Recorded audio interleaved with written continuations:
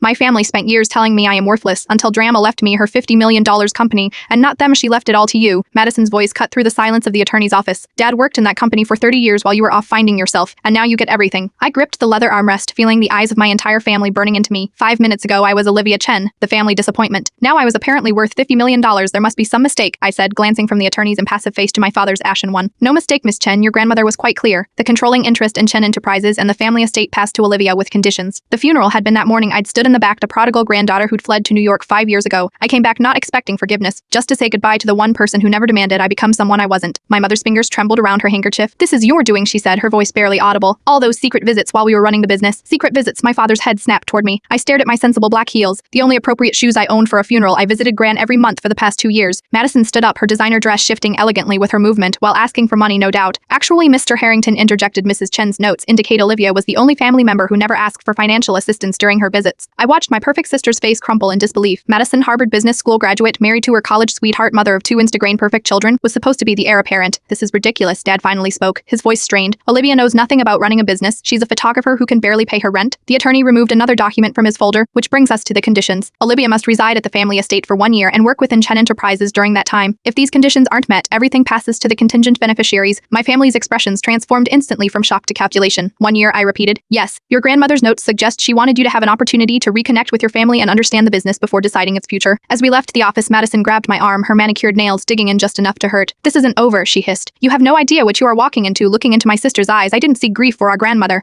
I saw something darker, more desperate. That's when I realized this wasn't just about the money. What are you afraid of, Madison? Her perfectly composed face flickered with something that looked remarkably like fear before she released my arm and walked away. As I watched my family huddle together in the parking lot, whispering urgently, I understood that Gran had just left me an inheritance. She left me a time bomb. The Chen family estate sprawled across 5 acres of meticulously landscaped property at the edge of town, standing in the circular driveway. Overnight bag in hand, I felt like an intruder despite the keys in my pocket. The housekeeper, Mrs. Lin, opened the massive front door before I could use them. Miss Olivia, she said with a slight bow, your room is prepared? My room. I followed her up the grand staircase past walls lined with family photographs where my face appeared less and less frequently after age 18. Your grandmother insisted we maintain your room exactly as you left it, Mrs. Lin explained. She opened a door to reveal a time capsule, my teenage self-photography awards on the desk, concert posters on the walls, and a twin bed with the same blue comforter I'd slept under throughout high school. You are kidding me, I muttered, dropping my bag. I am supposed to live here for a year. Mrs. Lin's expression softened. Your grandmother said you might need time to adjust. Dinner is at 7. I spent the afternoon wandering the house, running my fingers along familiar surfaces. In Gran's study, her reading glasses still sat on a stack of business reports. The room smelled of her jasmine perfume. My phone buzzed with a text from Madison. Family meeting tomorrow at the office, 9 a.m. sharp. Don't be late at dinner. I sat alone at a table designed for 14 people. Mrs. Lin served my favorite childhood dishes as if I were still 16, not 31. The emptiness of the house pressed in around me. Later, I called my roommate in New York. So you are seriously rich now, Jamie asked. Only if I survive a year with my family breathing down my neck, waiting for me to fail. Why would your grandmother do this to you? I stared at the ceiling. I think she was trying to force a reconciliation before she died. Or she's playing matchmaker from the grave, Jamie suggested. Is hot lawyer still working for the family? I groaned. Please don't remind me about Ethan. That was literally half a lifetime ago. You mean the high school sweetheart you never quite got over? Sleep evaded me that night. I flipped through old photo albums I found in my closet, examining images of a happier time. My family smiling together at my high school graduation. Madison and me as children, arms thrown around each other at the beach. When had it all fallen apart? The next morning, I arrived at Chen Enterprises headquarters in downtown Oakland at precisely 8:55 a.m. The receptionist did a double take when I gave my name, Miss Chen. We weren't expecting. I mean, your family is already in the conference room. Following her directions, I found myself outside a glass-walled room where my parents, Madison, her husband Brad, and several board members sat around a long table. My heart stuttered when I spotted Ethan Kett at the far end, his familiar profile now sharper, more defined than in his teenage years. Madison was mid-sentence when she saw me. Absolutely cannot let her. She stopped abruptly, taking a deep breath. I pushed open the door. Good morning, I believe we have some business to discuss. Dad cleared his throat. Olivia, we were just reviewing the transition plan. Transition plan. I took the only empty seat directly across from Ethan, who nodded almost imperceptibly. For your temporary role, Madison clarified, emphasizing temporary. You'll be shadowing various departments to learn the basics. Nothing too challenging. The implication was clear. They expected me to be incompetent. Actually, Ethan spoke up. According to Mrs. Chen's will, Olivia has voting control effective immediately. The room fell silent. That's correct, I said, surprising myself with how steady my voice sounded, and my first order of business is to review the company's financial records for the past 5 years. Madison's cup clattered against its saucer. That's completely unnecessary. It's standard due diligence, Ethan countered. I recommended the same when you joined the board. Madison, my sister's perfect smile tightened. Of course, we have nothing to hide, but the look that passed between her and my father told a different story. My office at Chen Enterprises had floor-to-ceiling windows overlooking San Francisco Bay. The view was spectacular, the atmosphere suffocating 2 weeks in, and I still felt like an imposter playing corporate dress-up in borrowed blazers. A knock at my door preceded the entrance of Vivian Bayer, my grandmother's executive assistant for the past 15 years. In her 60s, with impeccable silver-streaked hair, Vivian had the practiced inscrutability of someone accustomed to keeping powerful people's secrets. I brought these for you, she said, placing a stack of leather-bound journals on my desk. Your grandmother's personal business diaries. She wanted you to have them. I touched the top journal reverently. Thank you, Vivian. Did you know about the will? She nodded once. She made her decision last year after your father and sister proposed selling the manufacturing division. The manufacturing division? That's been the heart of the company since my grandfather founded it. Precisely why Eleanor opposed it. The division employs over 300 people, many of whom have worked for Chen for decades. I leaned back, processing this. So my inheritance isn't just about family reconciliation. It's about protecting the company. Vivian's expression remained neutral, but something in her eyes softened. Your grandmother believed you were the only one who would honor her vision. After she left, I flipped through the journals, finding meticulous notes in Grand's elegant handwriting. Outside business observations were personal comments about family dynamics, including unsettling notes about Madison's spending habits and my father's increasing deference to her decisions. That evening, I was walking through the parking garage when I heard footsteps behind me. I spun around to find Ethan approaching, jacket slung over his shoulder. You are here late, he observed. So are you. 15 years ago, Ethan had been the scholarship kid who tutored me in calculus and eventually became my first love. Now he was Chen Enterprises' chief legal counsel, with a Harvard law degree and an air of quiet confidence. I wanted to check if you received the financial reports you requested, he said. I did, but half the data from last year seems to be missing. Ethan frowned. That's concerning. What aren't they telling me, Ethan? He glanced around the empty garage. Not here, Kali. 20 minutes later, we sat in a corner booth of a quiet Cowsbury 3 blocks from the office. The company's been struggling, Ethan admitted. The pandemic hit manufacturing hard, but the records show some irregularities that can't be explained by market conditions. Irregularities, large consultant payments to a company called Meridian Strzelecki. Over $2 million in the past 3 years. I set down my coffee. What does Meridian do? That's just it. I can't find any evidence they do anything. No website, no business registration I can locate. But they're paid monthly, approved by Madison and your father. The implications settled like a weight in my stomach. You think they're embezzling? I don't know, Ethan said carefully, but your grandmother started asking questions about it last year. Inside after that, she changed her will. I studied his face, looking for traces of the boy I once knew in this guarded professional. Why are you telling me this? Your client is technically the company, not me. His dark eyes met mine. Because Eleanor Chen was one of the most ethical people I've ever known, and I promised her I'd help you as she couldn't help me. What? Find the truth. Later that night, back at the estate, I found a sealed envelope slipped under my bedroom door. Inside was a handwritten note. Not everyone is who they appear to be. Trust only what you can verify yourself. The handwriting wasn't my grandmother's. I turned the paper over, searching for a signature, but found nothing, just those cryptic words and the unsettling feeling that I was being watched. You look tired, Olivia, my mother commented over Sunday dinner. A monthly family tradition I'd been dragged back into. The business world doesn't suit everyone. After a month at Chen Enterprises, I'd grown accustomed to these subtle jabs. What I hadn't grown accustomed to was the mounting evidence that something was seriously wrong with the company's finances. I am fine, I replied, cutting into my roast duck with measured precision. Just staying up late reviewing some interesting transactions. Madison's fork paused halfway to her mouth. What transactions? Meridian Strzelecki, I said, watching her face carefully. $2.3 million over 36 months. I am having trouble understanding what services they provide. The dining room fell silent except for the ticking of the grandfather clock in the corner. It's a strategic consulting group, my father finally said. They've been instrumental in our international expansion efforts. That's interesting because they don't seem to exist. Madison set down her wine glass with a sharp click. What exactly are you implying? I am not implying anything. I am asking questions about how family money is being spent. Money that wasn't yours to question until a month ago, she snapped. Madison, my father warned. My sister composed herself with visible effort. Meridian is a private consortium of industry experts. Their discretion is part of why we value them. So discreet they don't file tax returns or have a physical address. Brad, Madison's husband, cleared his throat. Perhaps this discussion would be better suited for the office. I agree, my mother said quickly. Let's enjoy our meal. The conversation shifted to safer topics, but the damage was done. I'd fired a warning shot and my family knew it. After dinner, I excused myself to make a phone call, then quietly slipped into my father's home office. I had 15 minutes at most before anyone would notice my absence. The room was immaculate, every item precisely positioned. I went straight to the filing cabinet, trying keys from his desk drawer until one worked in flight. I found personal financial records and a folder labeled Meridian. My hands trembled as I flipped through bank statements, showing regular transfers from an offshore account to Madison's personal account. Beside them was a document on Chen Enterprises letterhead, a draft proposal to sell the manufacturing division for a fraction of its value to a holding company whose ownership was obscured through layers of shell corporations. I quickly photographed everything with my phone, heart racing when I heard footsteps in the hallway. I barely managed to return the files and locked the cabinet before the door opened. Madison stood in the doorway, her expression unreadable, looking for something. Just some aspirin, I lied, had dashed in Dad's filing cabinet. I was checking his desk first. I moved toward the door. She didn't budge. You know, when you left for New York, everyone said you'd fail. The artistic black sheep who couldn't handle real responsibility, and yet here I am. Here you are, she echoed, digging through private files, throwing around accusations. I'm just trying to understand what's happening to our family's company. Madison's perfect composure cracked slightly. You abandoned this family. You don't get to come back and judge how we've survived without you. Survived by stealing. The slap came so quickly I didn't have time to flinch. Madison's palm connected with my cheek, the impact shocking us both. You have no idea what I've sacrificed, she hissed. What I've had to do to keep this family afloat while you were taking pretty pictures in New York. I touched my stinging cheek. What are you talking about? Dad nearly bankrupted the company 7 years ago with a bad investment. Mom's medical bills from her cancer treatment weren't covered by insurance. Our perfect family was falling apart while you were gone. Mom had cancer, I whispered, genuinely shocked. Something flickered in Madison's eyes, realization perhaps that I truly hadn't known. Sibber 3. She didn't want you to know, said you'd drop everything and come home out of obligation, not love. The revelation hit me like a physical blow. So you started embezzling to cover the costs? I did what was necessary, she said coldly. Dad was too proud to admit his mistake, too afraid to tell Gran he jeopardized her legacy. I fixed it. I always fix everything. In that moment I saw my sister clearly, not the perfect, polished nemesis I'd built up in my mind, but a woman desperate to hold everything together at any cost.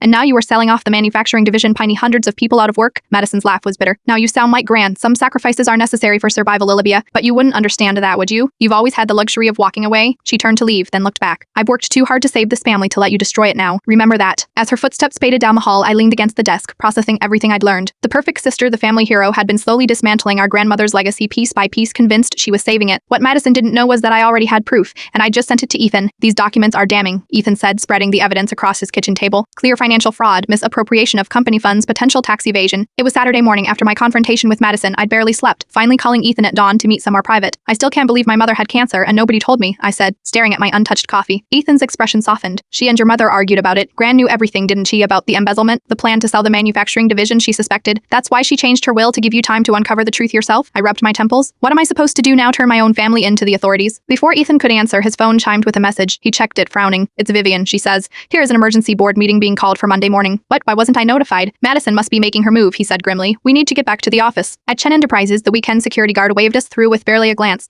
The executive floor was deserted except for a light in Vivian's office. She looked up as we entered, her usual composure replaced by obvious distress. Olivia, thank goodness they're trying to force an emergency vote to remove you. On what grounds? Ethan demanded. Alleged misconduct. Madison claims to have evidence that Olivia has been leaking proprietary information to competitors. I stared at her in disbelief. That's ridiculous. I haven't. That's not all, Vivian interrupted. There are emails supposedly from your account discussing company vulnerabilities with Apex and Dirties. Apex, our biggest competitor? I've never contacted them. The emails appear genuine, Vivian said. I saw them myself. Ethan's posture stiffened. This is a setup. They're framing you to trigger the moral conduct clause in the will. My mind raced. We need to find out how they falsified those emails. Can we access the server records? I know someone in IT who might help, Vivian offered, reaching for her phone. While she made the call, I paced the office, fury building with each step. I can't believe Madison would go this far. It's not just Madison, Ethan said quietly. Your father signed the meeting notice as chairman. The betrayal stung, even though I should have expected it. So much for family loyalty. Vivian ended her call.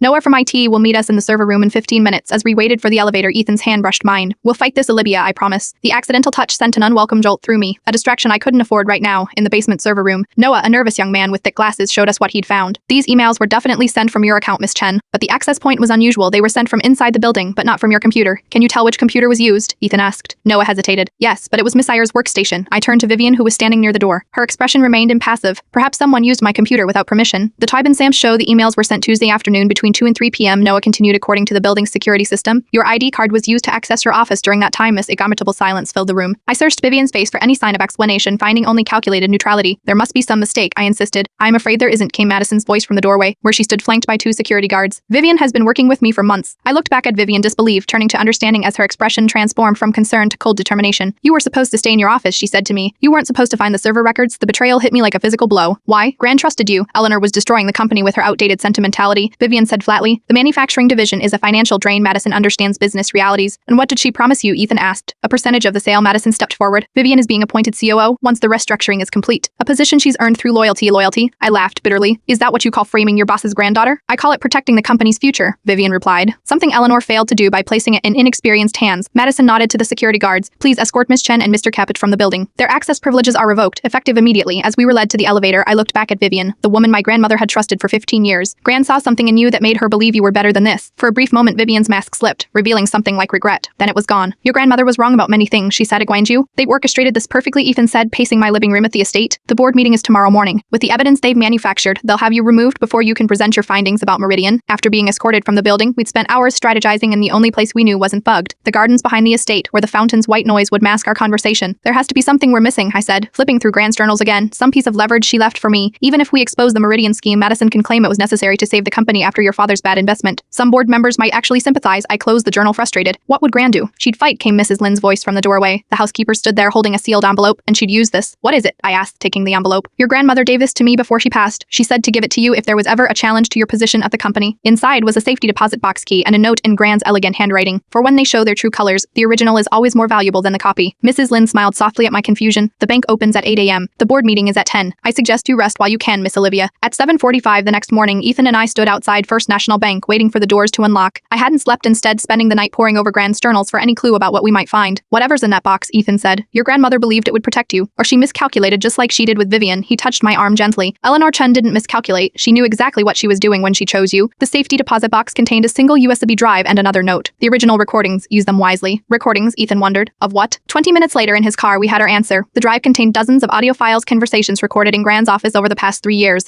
She had secretly documented everything. We listened in growing amazement as Madison and my father discussed the Meridian scheme in explicit detail, as Vivian proposed selling the manufacturing division to a buyer who turned out to be her nephew, as board members were promised kickbacks for their support. Gran had a recording system installed in her office. I realized that's why she wrote, the original is always more valuable than the copy. Vivian only had access to copies of these conversations. She didn't know Gran kept the originals separately. This is everything we need, Ethan said, checking his watch. And we have 30 minutes to get to the board meeting. We arrived at Chen Enterprises at precisely 9:55 a.m. The security guards at the entrance hesitated when they saw us clearly, having been instructed instructed to block our entry. I believe I am still CEO until the board votes otherwise, I said calmly. You might want to check with legal about the ramifications of preventing a board member from attending a scheduled meeting. Their uncertainty gave us the opening we needed. In the boardroom, conversation stopped abruptly as we entered. Madison, seated at the head of the table where I usually sat, looked up in alarm. This is a closed meeting, she said. Fortunately, I am still a member of this board, I replied, moving to the front of the room. And I have some evidence the board should review before voting. My father stood. Olivia, this is inappropriate. What's inappropriate, I interrupted, is embezzling from the company through a fake consulting firm called Meridian Trebuches. What's inappropriate is planning to sell the manufacturing division to Vivian's nephew at 40% below market value. What's inappropriate is framing me for corporate espionage to trigger the moral conduct clause in Grand's will. The boardroom erupted in confused murmurs. I inserted the USB drive into the computer connected to the room's display screen. Everything I've just mentioned is documented here in conversations recorded in my grandmother's office over the past 3 years. I suggest everyone listen carefully before deciding how to vote today. As the recordings played, the color drained from Madison's face. My father sank back into his chair, his expression shifting from anger to resignation. Vivian remained stoic, though her hands trembled slightly when the final recording ended. A damning conversation where Madison explicitly discussed framing me. The room was completely silent. Well, said Walter Chen, Grand's 80-year-old brother and the longest-serving board member, I believe we have some reconsideration to do. Madison stood, desperation evident in her voice. You don't understand. The company was failing. Dad made a terrible investment that nearly bankrupted us. Mom got sick. I did what I had to do to save this family. By stealing, I asked quietly, by betraying everything Grand built. You weren't here, she shouted. You were off taking pictures while I was holding everything together.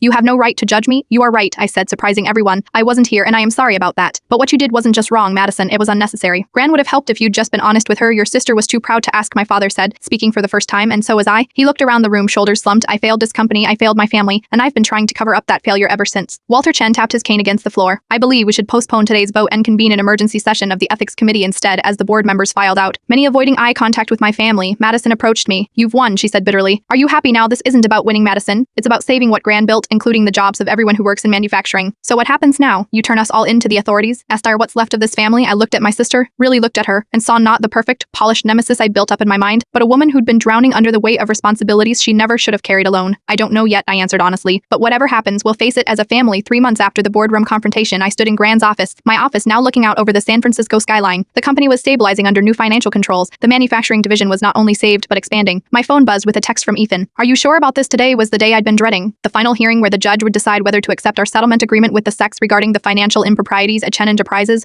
After weeks of negotiation, we'd reached a deal that would require substantial financial penalties but avoid criminal charges against my family members. In exchange, Madison and my father would resign from the company permanently, and I would implement a comprehensive compliance program under court supervision. I texted back, I am sure, see you there. A knock at my door preceded Vivian's replacement, a capable young woman named Diane. Madison entered hesitantly, looking different than I remembered, less polished, more human in jeans and a simple sweater. The ethics classes are going well, she said without preamble. The professor says I ask too many questions. I smiled despite myself. That sounds like you. Part of our family's private agreement had been that Madison would complete an ethics program at Berkeley while doing community service. She was also seeing a therapist to address the perfectionism that had driven her to such desperate measures. I still don't understand why you didn't press charges, she said, taking a seat across from me. Because Gran wouldn't have wanted that, and because despite everything, you are still my sister. Madison studied me with newfound respect. You are more like her than I ever was. I thought being tough meant doing whatever it took to win. She understood that real strength is knowing when not to fight. She understood a lot of things, I agreed. That's why she set up this whole inheritance game. She knew what was happening with Meridian, with the manufacturing division. The will was her way of forcing the truth into the open without destroying the family herself. Do you think she knew about Vivian's betrayal? I considered this. I think she suspected everyone had a breaking point. That's why she left me those recordings as insurance. Vivian had resigned the day after the confrontation, disappearing to Singapore according to rumors. The planned sale of the manufacturing division to her nephew had collapsed without her influence. Mom's doing better, Madison said after a moment. The latest scans are clear. She asked if you might come to dinner this Sunday. Our mother's cancer had returned briefly but responded well to treatment. The family dinners were still awkward affairs, but we were trying. I'll be there, I promised. After Madison left, I opened my laptop to review the quarterly reports. Chen Enterprises was recovering, though the road ahead remained challenging. We'd lost some clients after the scandal but gained others who appreciated our new transparency initiatives. At 1:30, I grabbed my coat and headed to the courthouse. Ethan was waiting on the steps looking as he always did in his courtroom attire, confident, composed, and unfairly handsome. He asked, as I'll ever be inside. My father and Madison were already seated with their attorneys. Dad looked older than his 60 years, the stress of recent months evident in new lines around his eyes. He nodded slightly when he saw me, the closest thing to an acknowledgement we'd managed since the recordings were revealed. The judge accepted our settlement after a thorough review, praising our cooperation while admonishing the company for its past failures. When it was over, a white lie.